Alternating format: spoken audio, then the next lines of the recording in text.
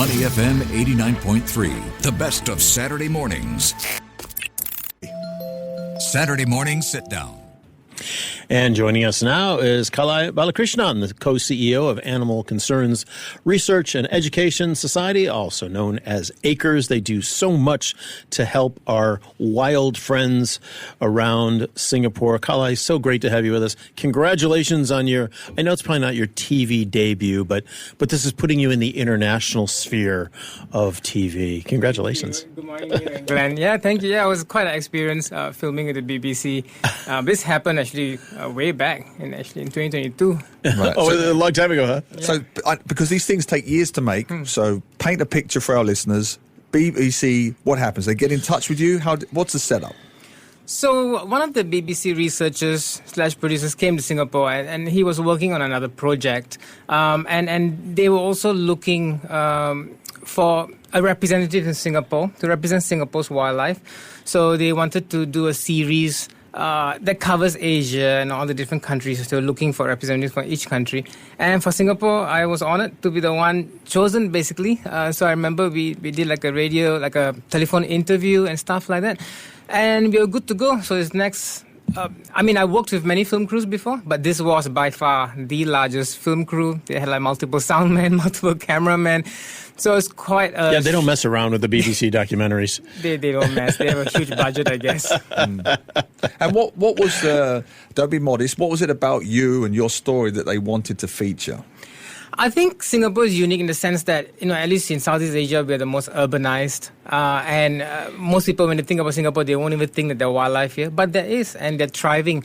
So it's a bit of a unique story where there are wildlife in the urban areas. And I think my story appeals because I'm not a researcher, I'm not a scientist. I didn't even study about animals. My background is totally different. It was more of a creative background.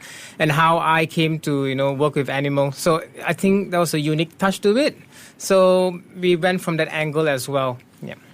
And what do you talk about in the actual documentary? What do you take them through? So, you don't have to give us any spoiler alerts, but interestingly, we always get a lot of interesting rescues or adrenaline rushing rescues or heartwarming rescues. But, it's always that curse. Whenever there's a film crew, suddenly there'll be no calls. And then the producer will be like, Kalai, is there going to be any cases? And I'm like, I don't know. I don't have control over the situation. And true enough, that's what happened when the BBC was here. They were here about 3 to 4 days filming. And the first 2 days were awfully quiet. There were cases, but nothing fascinating enough for BBC to cover. And luckily, on the last day, pretty much, we had that pangolin case. Unfortunately, the pangolin was in really bad shape. But also, it highlights, how, animals, not all of them survive as well. So it's quite stressful filming with them. And, we had to do multiple takes, multiple angles.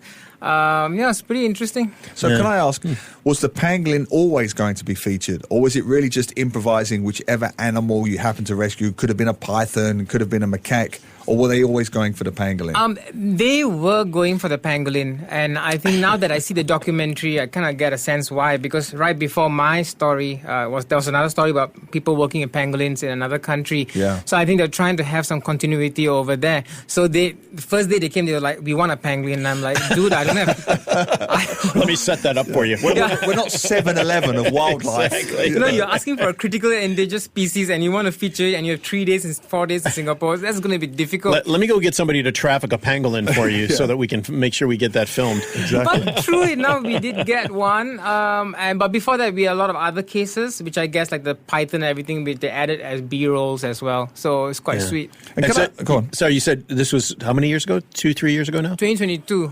2022. Okay, so a couple of years ago.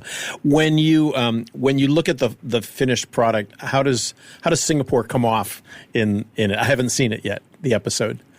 Oh, so when you see the episode, I think for me, at least from my perspective, the first thing I realized is that, okay, we kind of got our work cut out for us because if you see the other countries, which are a lot bigger, the problems in terms of the trade, the smuggling, the poaching is on a totally different level, totally different ball game.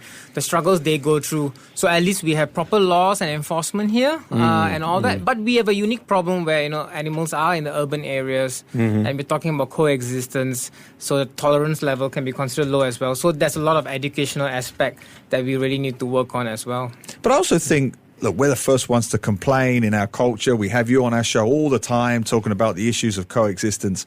But I have seen the whole episode. And taken in its entirety, Singapore doesn't do too badly. Sometimes we're quite hard on ourselves. When you see the poaching issues in other countries, the smuggling, the animal killing that goes on, we do better than most in Asia. Would that be fair? Yes, I think we're doing a good job.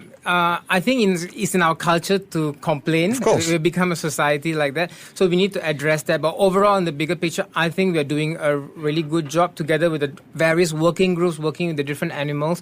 We are trying our best out there, whether it's ACRES, Mandai, National Parks Board, really trying to, reach out to people to tolerate animals at the same time, make sure animals are not getting poached or smuggled. So, yeah, we're doing okay. And at this rate that we're going, I think we will be a good example, a good model for other countries to follow, because they'll sooner or later become like us, urbanized like us as well. Yeah. The BBC Wildlife series is on Asia, and of course you can get it on the BBC Player in Singapore, Malaysia, Taiwan, BBC Earth, and that is out now. Please do have a look at that. Now, recently I read the statistic about your snake handling.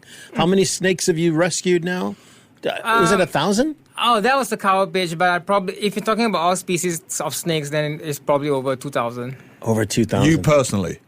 Yes. Wow, that's extraordinary. And did you just do, I thought it was a picture of you, the reticulated python in Jurong West about a month ago in the HDB? Yes. Up on the second floor? Yes. Was that you up on the ladder grabbing it? Yeah. How the heck does a snake get up to the second floor and start tapping on a window? And just rest assured, it's always him. It's always him. No. Well, don't you have other folks, don't you? No. Are you the guy? I have an incredible team of I know you do. about 10 that's what I staff thought. and That's what I 20, thought. 30 volunteers who do this daily. It's just that for the Jurong West case, the staff and the volunteer on site, they were relatively new. And they were asking advice on how to do it. I was free at that time and I was close by, so I decided to go and help. Why does a snake climb up? It's not just a snake. Many species of animals, when they can climb, if they are fearful or something, they will climb to get away from the threat. Mm-hmm. So for that particular case, we are aware that actually the python was being attacked or mobbed by crows. Probably the crows have a nest nearby. Is that right? Yeah, and there was a crowd that formed. So I think the snake was trying to just climb to get to safety. Get away, yeah. And it wasn't knocking on the windows either. That was just a sound that the snake was making while hitting the windows going up. So that translated to the python knocking on the door to go in. It was knocking on my window pane was the quote of this time story. It's just trying to climb to get to safety. Yeah, and was it 2 or 3 months ago we had a monitor lizard that was up much higher than that on somebody's balcony. Yes. Was that like 14th floor? That happens quite a lot. They get in the lifts, don't they? Correct. Yeah. They can climb, yeah. So they get in the lift, but how do they press the buttons? It just goes wherever it goes. No, most of the time they climb by the stairs. Oh, really? Yeah. Wow, they're very, very agile, huh? Yeah. Wow, extraordinary. But how are we doing recently in the last couple of months? Have we seen... the last time we had you on was what? Maybe, was it 6 months ago? Yeah, well, I was going to say, give us an overview of 2024. What's happened over the course of past year? 2024 has turned out to be an even busier year than 2023. The statistics show we rescued at least close to 730 additional animals compared to 2023. Wow. That basically translated to about 3,500 animals that we rescued. Oh my gosh! So you're doing how many a day? Quick maths, 10 a day, more than that? Yeah. That doesn't include the cases that we get, the calls that we get. That's just the number of animals that we rescued. Wow! So it's quite an insane year, and we did well. Why is that? Is it because of all the construction that's going on and? I think it's a mixture of many different elements. Of course, development plays a part. I think more and more people are aware of the work that we do in terms of rescue and rehab, so we are becoming more visible as well. And it's a good thing people know who to call. So that's great. And on our end, we've been building up capacity. We just, in December, just set up our X-ray room. We never had an X-ray room. Wow. To complement our rehab work. So we're excited about that. And we managed to do quite a few good rehab stories, including the oil spill, kingfishers that we got, a lot of silvers that we hand raised, and a lot of really insane surgery and rehab work. So we're really happy with that, and we're trying to expand on that. And also another thing that we really focus on 2024 is to get the staff, the team, to be out there more, to attend conferences. So we're trying to learn more, provide opportunities to learn as well. On that point, the oil spill, I never thought of that. How active were you involved with that? I mean, how many animal rescues came from the oil spill alone? So, yeah, I think everybody got worried because we have heard about oil spills in other countries and how many tens and thousands of animals that can get affected. Strangely, in Singapore, I don't want to make it look very trivial, but I think the numbers on the lower end, we don't know what effects it had on the aquatic animals. We have no visibility of that. But most of the animals affected were birds, and majority of them were kingfishers. Right. We don't know why. In fact, most of the intakes, the animals that we rescued, they were all kingfishers. Unfortunately, a lot of them died because they could have consumed the oil. But yeah, we managed to save one. I think MParks managed to save one as well. That were released both. So that was a good outcome. Yeah. And so we're talking to Kalai Balakrishnan, the co-CEO of Acres. And the last year, one of the stories was you had finally remediated the environment around your current facility so that you gained extra space, right? Extra property, if you will. What's happening now? You were looking for somebody to help with architectural things. You were looking for donors to build. What stage are you in with that whole project? What's that look like? So that is going slow and steady. So I'm hoping to actually start that officially in 2025. There's some processes left. We need to get some permits, a lot of permits involved from all the different stat boards. So we basically need to pay to get that done. That is on hold. Right now, I'm in the process of sorting out exactly how we intend to use the land. I need to set that in stone. So I think by February or March, we should have a clear idea of how we want to use the land, what we intend to use it for. Do we want to house more animals? Or do we want to house what we currently have but give them better optimal care? So these are the things that we are sorting out now. And if everything goes well, we are already getting volunteers in to start clearing the greenery. Oh, great. So that I have a better idea of what we are dealing with. How much land are you gaining again? Remind us. 1.5 hectares. Currently, we are using just 0.5. So now you're at 0.5. You're gaining an additional 1.5 for a total of 2 hectares. And that will be a lot That's massive. Yeah, that's massive in Singapore's context. Yeah. And it will make a huge difference for our animals that we rescue because sometimes, space, the caging we have is not sufficient as well. So really looking forward to it. It will totally change the way we do rescue, rehab, and education work. How we even reach out to public about animals that get smuggled or pushed. It will change a lot of things, and I'm really excited about that. Yeah. But first steps, baby steps. First thing, we need to get water supply and electricity supply in there. All that is gone. So you're still looking for donors, right? For companies, for individuals to step up and foot part of the bill, right? Yes, definitely. We want to make this totally donation driven, and hopefully in the long run we can have enclosures that could be named after donors as well. Nice. So that's what we are thinking. Brilliant. The Neil Humphreys Razorback. I'm doing it. Pig. Let's do it. Something. Well, hey, now he's a global celebrity. I know, right? And on first name terms with David Attenborough. it's in the bag. It's done. But on that serious point, semi-serious point, you've given most of your working career to helping animals. What did it feel like when you hear the man himself, Sir David Attenborough, say your name, which he does in the commentary several times? This is Kalai, and he's off to do a... What was it like when you watched it with your family or whatever?